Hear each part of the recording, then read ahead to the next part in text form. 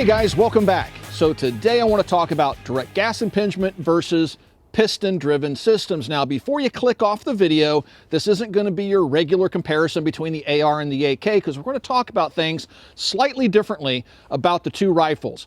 I want to talk about direct gas impingement, what it is, and how that differs from the AK, which will be our gas piston firearm that we're going to use out here this afternoon. But we're also going to talk about the AR-15 and talk about its operation in a way you may not have heard other people talk about it before, because everybody calls this a direct gas impingement rifle, and it's really not. I mean, even I call it a direct gas impingement rifle. The military does.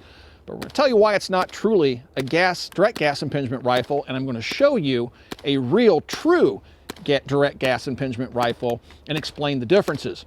So we're going to get started. We're going to talk about what I like about the AK, what I like about the AR, talk about what I like about direct gas impingement, or at least Eugene Stoner's version of it, and hopefully you guys have a better understanding of the AR-15 when we're done, and of course the AK as well. Now, one of the things you're going to notice here very quickly, this is my BCM.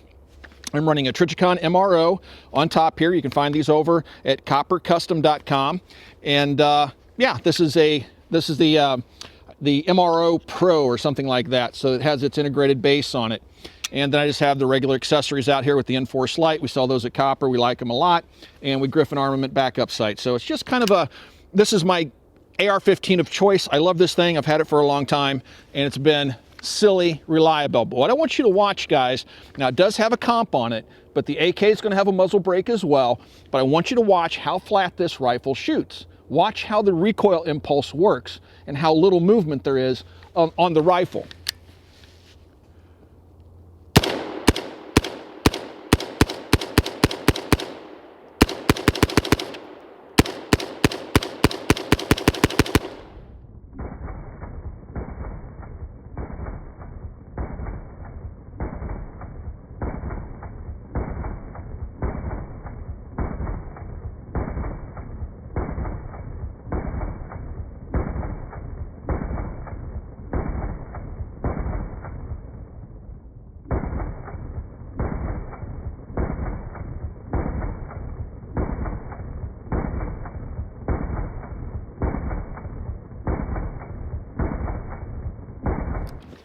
That sight does not move when I shoot the gun. I also want to point out once again, we're using OK Industries. These are Sure Feed magazines.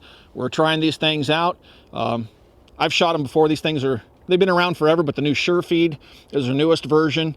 And these are really, really solid magazines from what we've seen so far. But all right, so let's dig into the meat and potatoes of this video and talk about direct gas impingement, Eugene Stoner's version, and the AK, and what we like about each and why. This is an MAS model of 1949. This rifle is based on earlier work done by the French, 1938, 1939. They had a rifle very similar to this in 1940. They started to produce a few of them. Then World War II broke out. This gun went underground because the French didn't want the Nazis getting a hold of the technology. It reemerged in 1944, and it did serve the French military for roughly 30 years. But this rifle is a direct gas impingement rifle. And let me explain why that is and how this operates.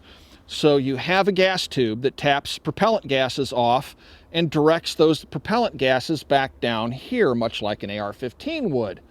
But when I lock the bolt to the rear, you can now see the gas tube. And you can see a little tiny hole. This is a very thick steel gas tube. You can see a little tiny hole here. This is where the propellant gases will exit. And you can see the wear around this gas tube. That's because there's a cup on the bolt carrier that rides over this gas tube. If you look right here, you can see the cup that the gas tube interfaces with. So when those propellant gases come out, they impinge or push directly on the bolt carrier right here in this cup, and that's what pushes the bolt and carrier rearward to cycle the action. It does not divert the gas down into an expansion chamber like the AR-15. It directly impinges on that bolt carrier face. Now, the French were working with designs like this around the turn of the century. Around 1901, they had early prototype direct gas impingement rifles. You have the AG-42, which is a pre-World War II rifle that was a direct gas impingement rifle, which gave birth to the Hakim, which was the Egyptian rifle based on the AG-42, another direct gas impingement rifle. That was evolved into the Rashid, which was another direct gas impingement rifle. So that's why I wanted to show you this model 1949. Now, this one's chambered in 7.5 French. And I'm going to go ahead and fire it here for you just so you can see the gun work. It does have a detachable magazine, and it's a little bit different than other magazines. On the side you have a clip that clips on the exterior of the receiver. So when I insert the magazine into the rifle, you'll see how the magazine clip is right there. Pull the bolt to the rear, let it go, and the weapon is ready to fire. It has a little safety lever here that blocks the trigger when you want to make it ready to fire. Push it forward, and then you have a nice 10-pound heavy trigger pull. All right, let's fire off a few rounds here of the 7.5 French out of this direct gas impingement rifle.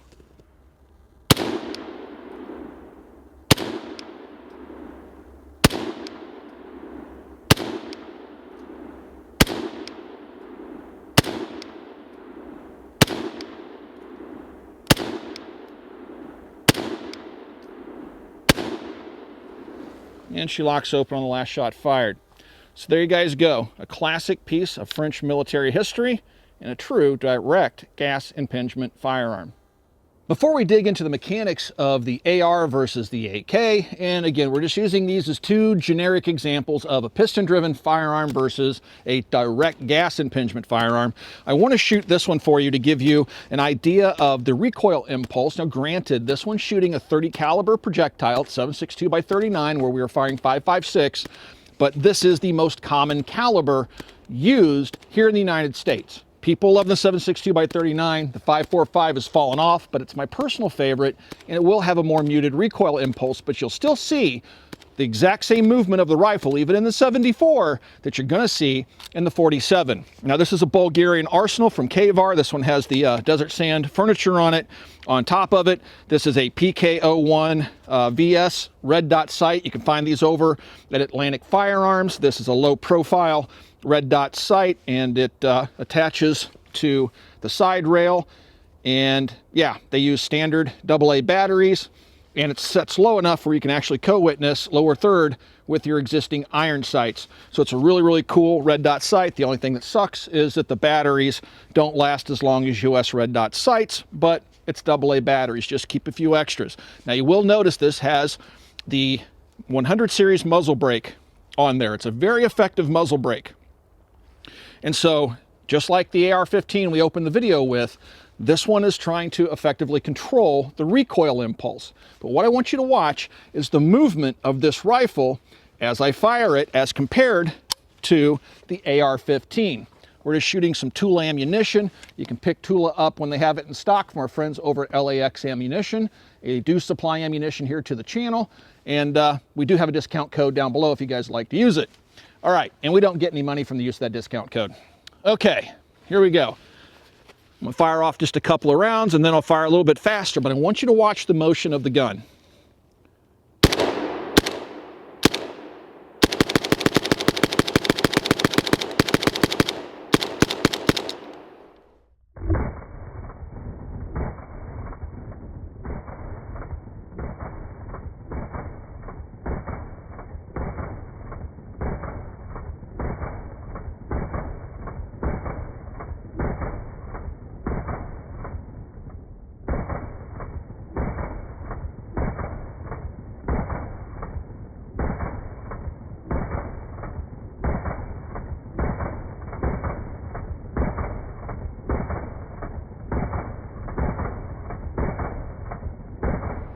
All right, now you're going to see a little bit more movement in the gun.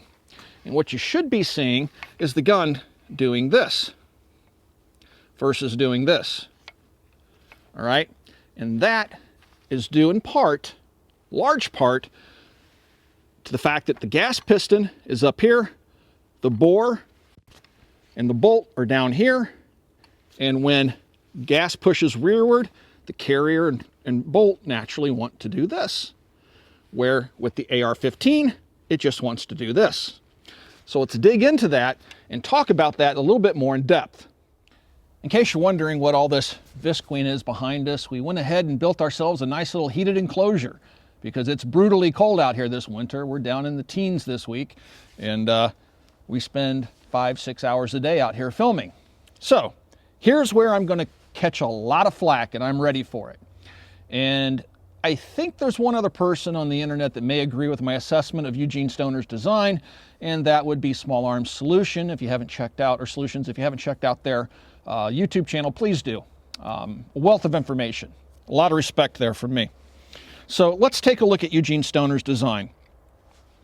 With the French MAS Direct Gas Impingement rifle, the AG-42, the Hakim, the Rashid, those are all true direct gas impingement guns. Matter of fact, the French were messing around with direct gas impingement in the early 1900s, right around 1901, so it's not a new concept. Now, what Eugene Stoner has done with the M16 AR-15 is taken some principles of the direct gas impingement, but guys, this is not a direct gas impingement rifle.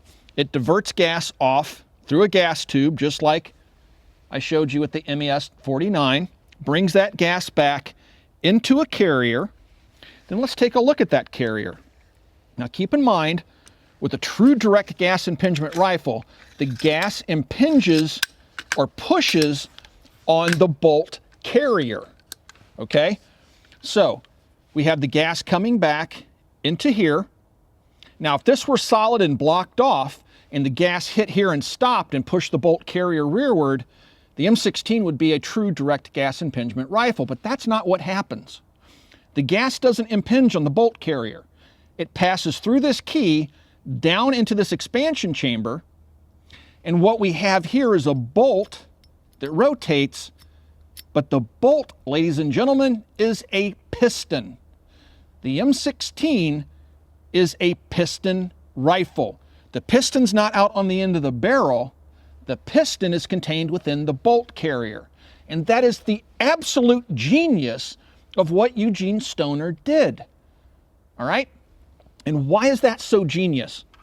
Well, let me take this apart for you guys here really quick, and I'm going to show you what's going on inside. Now, you guys own AR-15s, you know what's going on inside here, but I want to show you guys anyway, just because it's going to be beneficial to the conversation. So I'm going to take my bolt out for the non-believers of the carrier.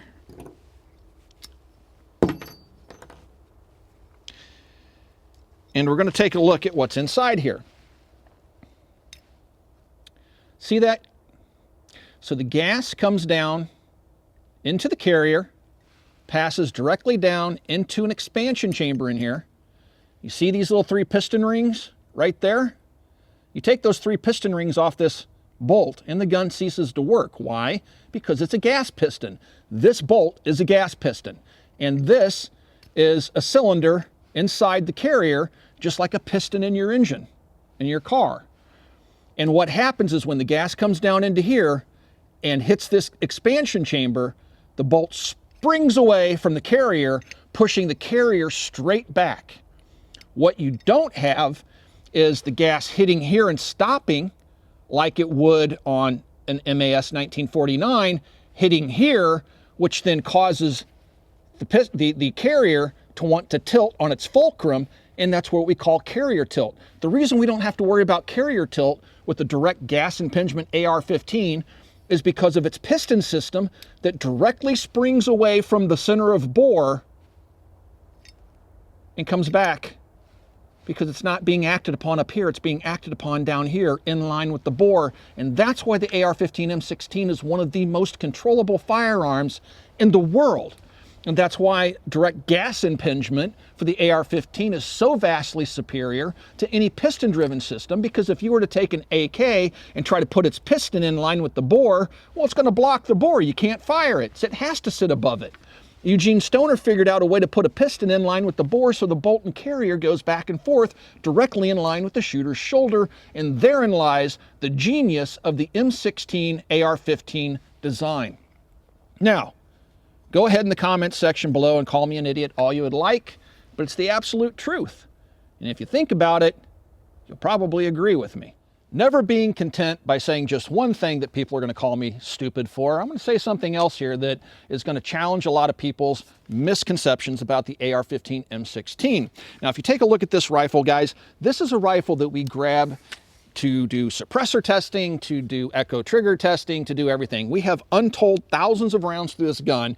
We have never cleared a malfunction, and Jason can back me up on that. And if you take a look at this gun, do you see this bolt glistening with oil? No, you don't. If anything, all I do is wipe it off with the rag every once in a while. I almost never lubricate the thing, and it always works. Always. The bolt isn't sluggish. You can tell when the AR-15 M16 starts to get sluggish. This thing I run, for the most part, fairly dry.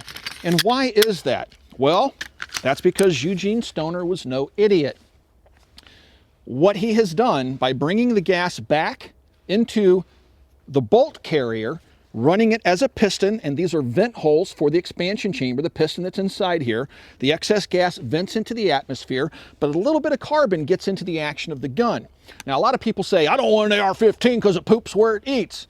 Apparently, you've never shot an HK91 or an HK93 or an HK94. It poops where it eats too, and it runs just fine. You know why? Because carbon is a dry lubricant. All right? So, this gun is bone dry, has been for eons, and guess how many times we've cleared malfunctions from it? Never.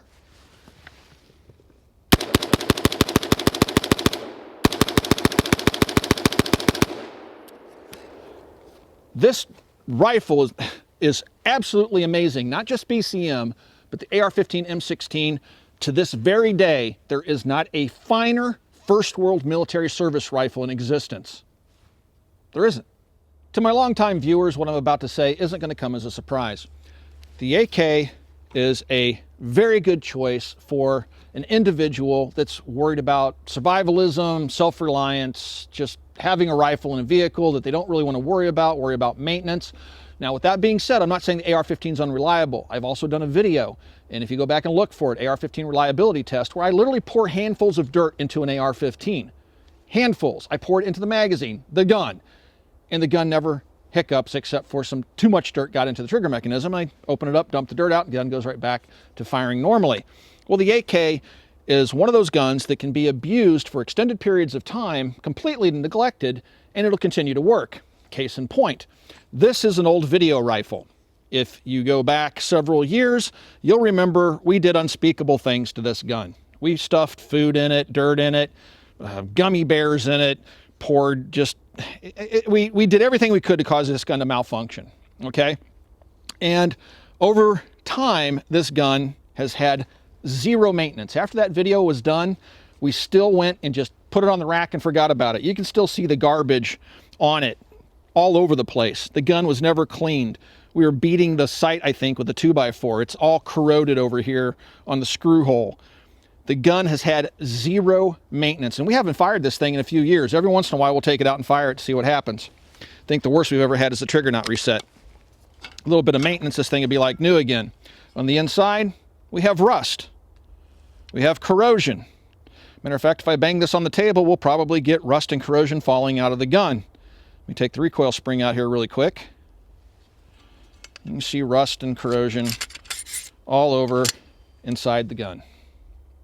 And goop from leftover stuff. But you can see clearly the recoil spring is heavily rusted. All right, so let's see what happens. We haven't fired it today. Like I said, I think the last time we took it out a couple of years ago, we had some trigger reset issues. That's about it. We have never oiled it, never done anything to it. And with just a little bit of maintenance, despite the fact this thing is still covered in rust and crud from its last torture test, it would be returned to 100% functioning. All right? I don't even think the sight works anymore. Yeah, it doesn't, so we have no sight.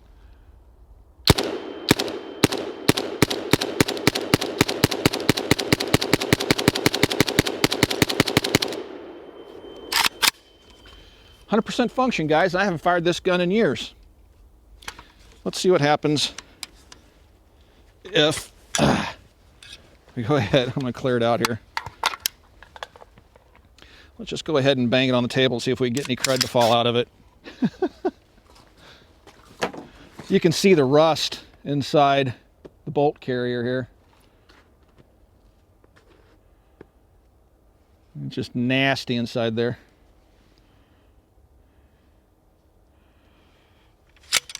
All right. And let's just see what we get to come out of it. All right.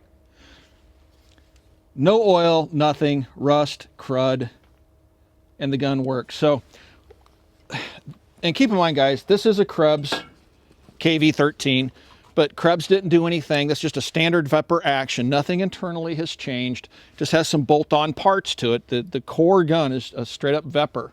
There's nothing special about it. And yet it's still able to withstand gross negligence. Now, if you let an AR-15 corrode and rust, it's going to stop working. So you do have to maintain them a little bit more than you have to maintain these, because you don't want your AR-15's bolt and carrier getting rust on it, especially if the bolt rusts to the carrier, because I've actually had that happen, and it's quite the chore getting it out of the gun. So anyway, that gives you guys an idea of one of the reasons why I think the AK makes a fairly good shiznit hits the fan type firearm, because you can literally neglect it for years, throw it in the back of your vehicle, forget you own it until you need it, and when you do need it, it's probably going to go bang. Well, guys, I've probably done enough damage today to perhaps my own credibility, and I know I've gored a lot of sacred oxes out there for some of you folks, but I hope you listen to what I had to say in the video and consider what I've said. Now, I do want to make one clarification about the AR-15. A lot of people will say, oh my gosh, you have to lube the AR-15, and some will say you have to use space-age lubes and tons of lube, and it requires tons of lube. It's absolutely not true. What the AR-15 needs to be is just basically maintained. Now, what I will say, for a rifle that I use for self-defense, I do like to wipe all the parts down with a light coat of oil, a very light coat of oil, and that's not because I'm trying to lubricate the rifle, that's because I'm trying to keep it from rusting.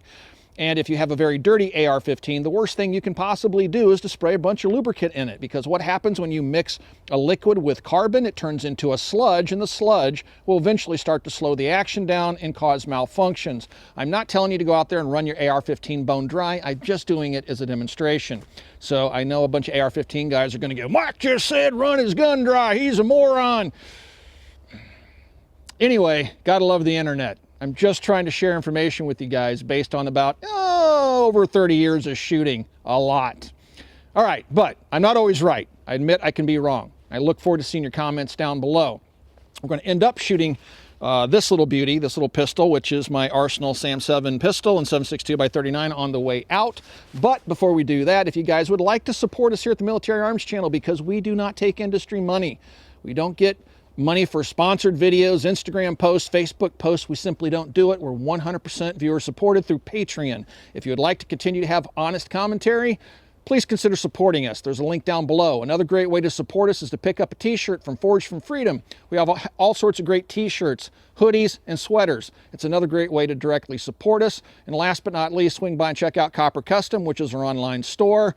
And we are Twitch gamers. If you'd like to see us streaming live, Battlefield 4, Battlefield 5, World of Tanks, Titanfall 2, things like that, swing by Twitch, look for Military Arms. There is a link down below too.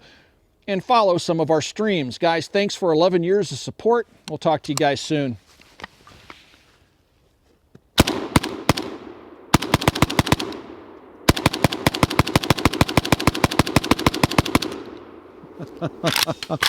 That never gets old. Ever. Ever gets old. Never.